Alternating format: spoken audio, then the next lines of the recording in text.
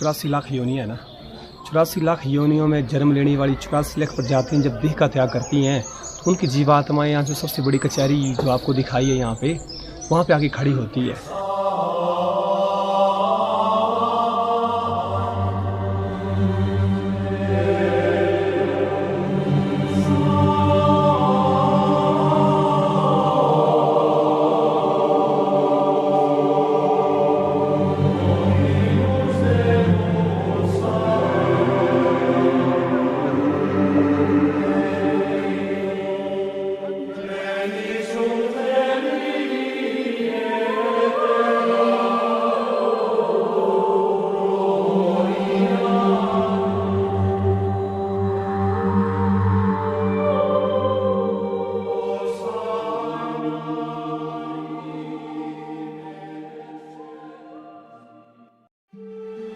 Good afternoon guys, कैसे हो आप सब लोग। तो जनाब मैं हूँ हिमाचल प्रदेश के एक खूबसूरत गांव भरमौर में। कल शाम को आया था मैं यहाँ पर, और यहाँ एक मंदिर है 84 मंदिर, बहुत ही फेमस मंदिर है, धार्मिक स्थल है हिंदुओं के लिए।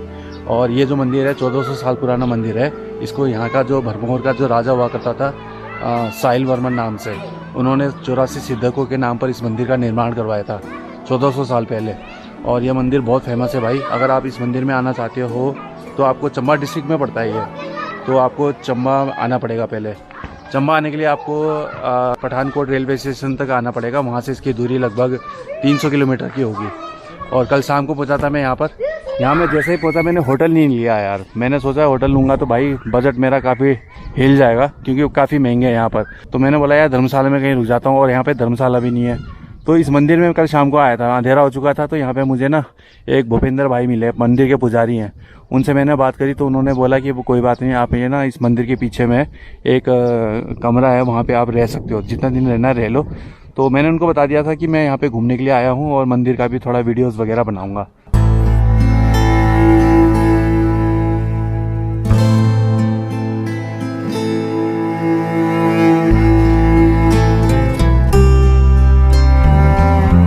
तो जनाब धर्मराज मंदिर जो है, कहा जाता है कि पूरी दुनिया में जितने भी लोग मर जाते हैं ना, तो उनकी जो आत्मा होती है वो यहीं पे आके उनको पूरा हिसाब किताब देना पड़ता है कि भाई तूने कितने क्या कर्म करे, पाप किया पुण्य करा, वो सारा कर्म जो है यहीं पे हिसाब किताब होता है। धर्मराज यानी कि यमराज जी का टेम्पल यहीं पर ही है। पूरी दुनिया में आपको ये टेम्पल कहीं पर भी नहीं मिलेगा, सिर्फ यहीं मिलेगा भरमौर में 84 टेम्पल में। और यहाँ पर होता है पूरा हिसाब किताब। धर्मराज मतलब यमराज जी का ये मंदिर है। तो जनाब ये जो है ये है चित्रगुप्त जी का मंदिर। यहाँ पे चित्रगुप्त जी, यहाँ से आप जो भी आत्मा जो आती है ना, बोलते हैं यहाँ पे उसका हिसाब किताब बताते हैं पूरा कि भाई इसने कितना कर्म किया, क्या नहीं किया। बही खाता लेके यहीं पे बैठते हैं चित्रगुप्त, और वो ले जाकर दिखाते हैं धर्मराज जी को। धर्मराज जी यानी कि यमराज जी, तो उनको बताते हैं कि भाई इसने कितने पाप करे, कितने पुण्य करे, वो सारा चीज़ बताते हैं। तब उसको स्वर्ग में भेजना है तो स्वर्ग में भेजा जाएगा, और नर्क में भेजना है तो नर्क में भेजा जाएगा उसको। ये चित्रगुप्त नल है ना, खोलना जरा उसको। अच्छा, वहाँ से ऐसे आता है, यहाँ से फिर पानी आता है। यहाँ से पी भी सकते हैं इस पानी को? अच्छा, ये है उत्तरा पौड़ी, ढाई पौड़ी भी बोलते हैं इसको। और कहा जाता है कि यहाँ पे जो अकाल मृत्यु हो जाती है ना, जो आत्महत्या कर लेता है, जो एक्सीडेंट से मर जाता है, मतलब मौत से पहले जब उसकी मौत हो जाती है, तो यहाँ पर उसकी उन सभी का आत्मा लाइन लगा के खड़े होते हैं। जब तक उनका वो पूरा नहीं हो जाता ना, समय काल पूरा नहीं होता। जैसे मनुष्य जोनि में मान लो उसका 80 साल की उम्र थी, लेकिन उसने आत्महत्या कर ली। उसने आत्महत्या कर ली 40 साल की उम्र में। 40 साल की उम्र में जब तक उसका 80 साल पूरा नहीं होगा, तो अगला 40 साल तक वो यहाँ पर अपने लाइन पे खड़ा रहेगा, वो अपने बारी का इंतज़ार करेगा। और जब उसका 80 साल पूरा हो जाएगा, तब जाके धर्मराज टेम्पल में उसकी सुनवाई होगी। चित्रगुप्त जो है वो उनका हिसाब किताब देंगे कि भाई इसने क्या पाप करे, इसने क्या पुण्य करे, वो सारा हिसाब किताब जो है चित्रगुप्त देते हैं। और उसके बाद उसको फैसला होता है कि कहाँ भेजना है, स्वर्ग में या नर्क में, वो सारा। और ये है धर्मराज जी का टेम्पल। इसके ठीक सामने है ये उत्तरा पौड़ी, ढाई पौड़ी। यहाँ पर अभी भी बताते हैं कि इस वक्त भी यहाँ पे लाखों करोड़ों आत्माएं घूम रही होंगी रात को, सुबह शाम। क्योंकि दुनिया में अगर कोई भी आदमी मरता है ना, कोई भी शख्स मरता है, तो उसका जो आत्मा है वो यहीं पे ही आता है।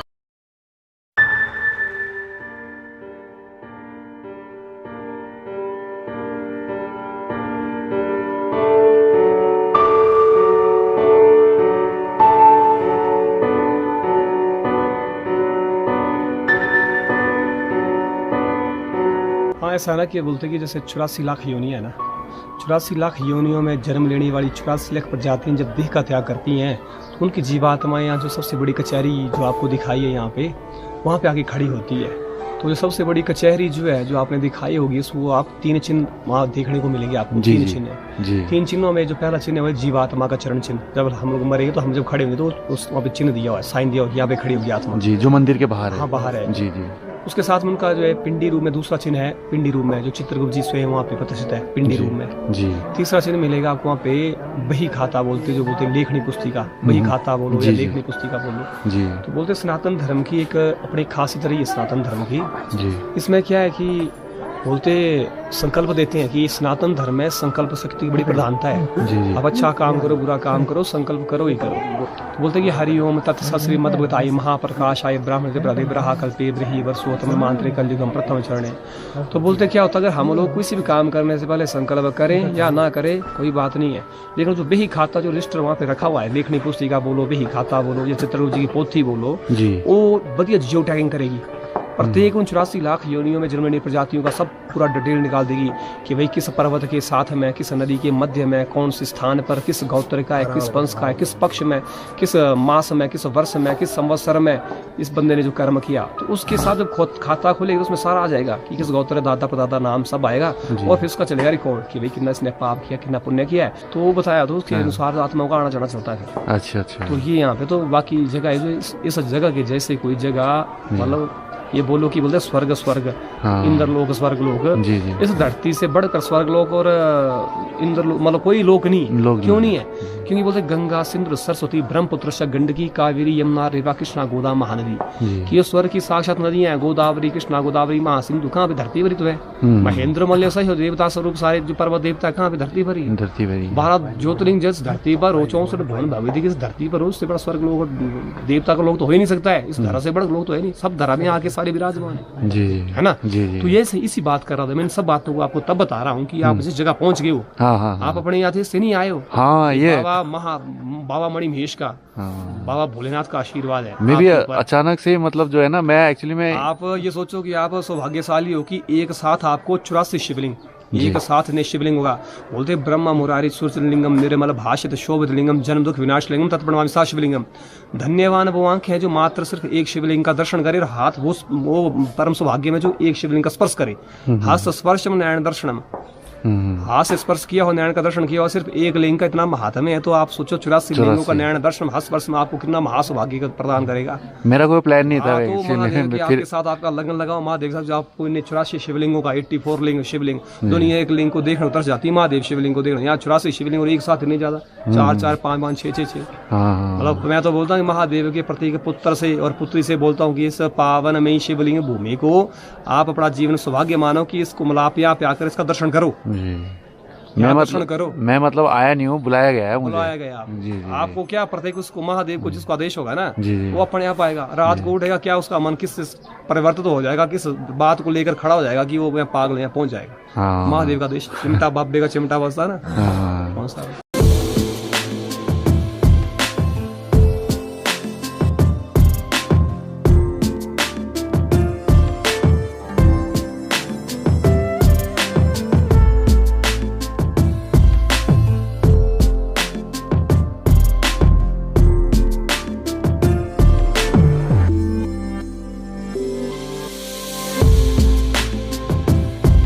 अभी इतना गर्मियों का सीजन है तो रात को और सुबह के टाइम में तो बहुत सर्दी हो रही है यहाँ पे। ये ऐसे होता है टेम्परेचर, अच्छा। उसमें ज़्यादा गर्मी होती है। हाँ, एवरेज टेम्परेचर रहता है। इस द लैंड ऑफ गद्दीज बोलते हैं ना इस जगह को। यहाँ गद्दीज लोग ज़्यादा रहते हैं। आप भी गद्दीज हो? अच्छा अच्छा। आपकी भाषा अलग होती है क्या? हाँ जी, गद्दी लैंग्वेज होती है। वो अलग होती है? हाँ जी। तो हिमाचली भाषा अलग है, गद्दी लैंग्वेज अलग है ना? आप हिमाचली भी बोल लेते होंगे फिर तो? नहीं, हिमाचली तो नहीं, हर डिस्ट्रिक्ट की हर गांव की अपनी अपनी लैंग्वेज। चोरावर चंबा में आते हैं, चोरावर अलग लैंग्वेज बोलने की, जो प्रॉपर चंबा की है वो अलग, चंबयाली अलग होती है। यहाँ पे गद्दी बोली जाती है वो अलग होती है। अच्छा अच्छा। तो गद्दी जो ट्राइब है बेसिकली ये जो पहले के लोग थे या अभी भी होते हैं ना जो भेड़ पालक लोग होते हैं, तो अभी भी हैं? अभी भी है पर कम बच्चे हैं। अभी कम बचे हैं क्योंकि ये कम लोग करते हैं इसलिए क्योंकि टफ काम है ये। बहुत ही टफ है ये काम। इस वजह से जो गद्दीज लोग हैं वो अपने न्यू जनरेशन को ये काम सौंपना नहीं चाहते, इस वजह से कम हो रहा है ना, यही सुना था मैंने।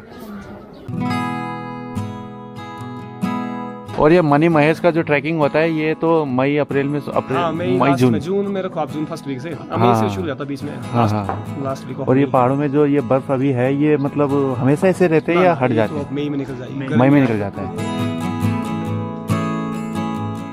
तो मतलब अप्रैल महीने में यहाँ पे वो खुल जाता है ट्रैकिंग के लिए। हाँ, मणि महेश में अगर जाना हो तो अप्रैल मई जून ट्रैकिंग, केवल ट्रैकिंग वाले जाते हैं। यात्रा जो होती है अगस्त सितंबर,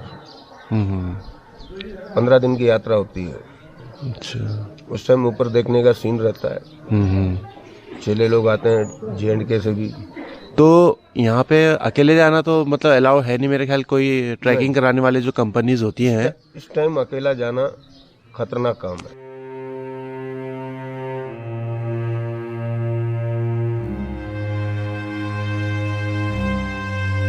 उम्र अभी क्या होगी आपकी? उम्र क्या होगी? मेरी 52-53 की उम्र है। अच्छा अच्छा, तो घर परिवार सब छोड़ दिया आपने? परिवार सब छोड़ दिया, माता पिता सबको है, पर अपना कोई मतलब नहीं। क्यों, हम लोग नागा सन्यासी है। अच्छा। जैसे गृहस्थ में मरने के बाद में पिंड होता है, हमारे में जिंदगी में ही पिंड कर देते हैं।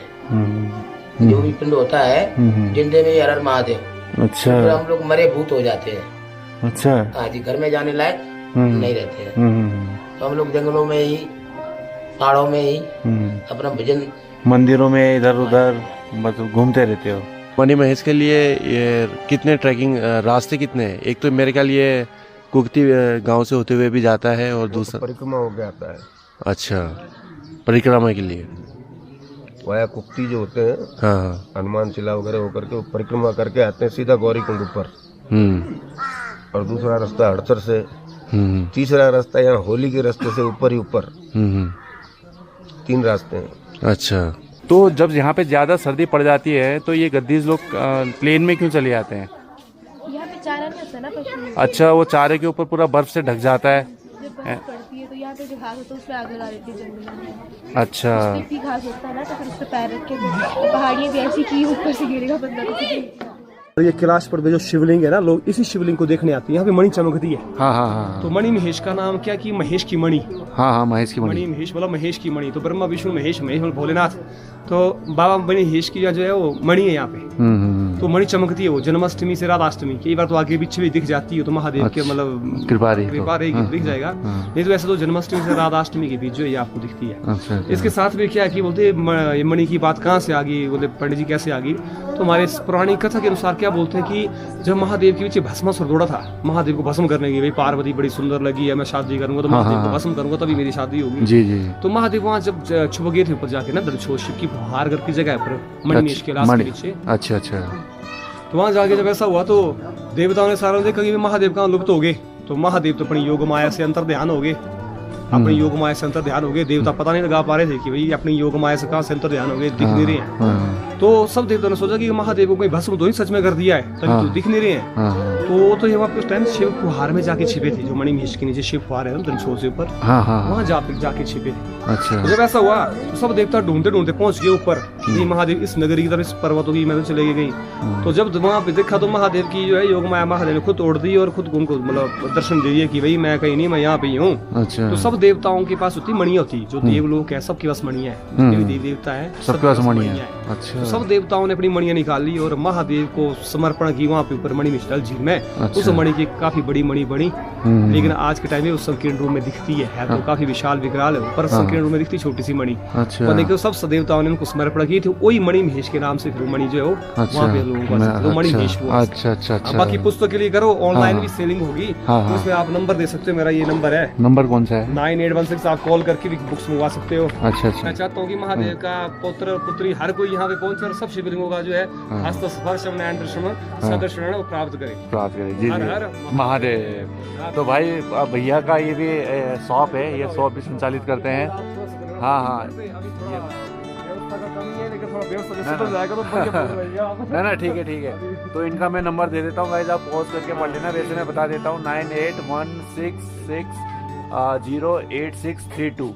तो ये धर्मराज जी का टेम्पल जो बताते हैं कि दुनिया में अगर कोई भी मरता है तो उसके आत्मा, यही है, जैसे मनुष्य शरीर छोड़ता है तो धर्मराज के सामने ही 84 बनी हुई है। हाँ जी। वो आत्मा सीधी आके वहीं धर्मराज के सामने हर हर महादेव होती है। जो जैसा कर्म किया होगा धर्मराज यहीं से उसका फैसला लेखा जोखा करके अच्छा कर्म किया होगा तो स्वर्ग को जाता है, बुरा नहीं कर्म तो नरक में जाओ कोई भी जोनी में डाल देगा।